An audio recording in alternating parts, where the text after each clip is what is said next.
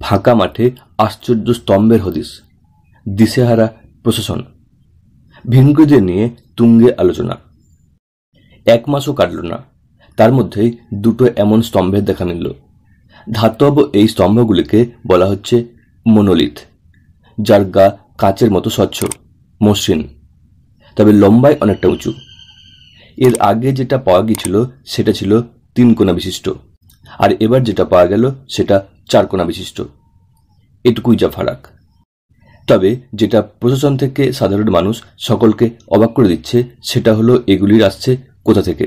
রাতারাতি কে বসিয়ে দিয়ে যাচ্ছে এমন সব অতিকায় স্তম্ভ, যার উত্তর এখনো রহস্যের মধ্যে রয়ে গেছে।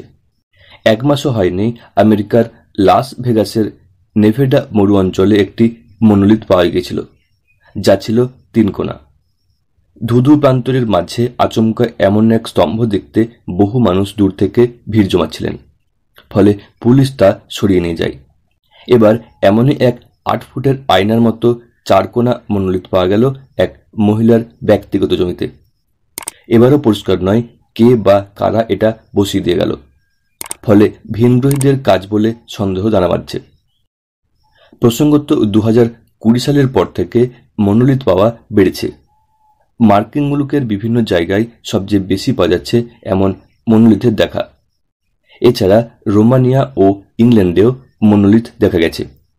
এর কয়েকটি আবার এক শিল্পী তার কাজ বলে দাবি করেছিলেন।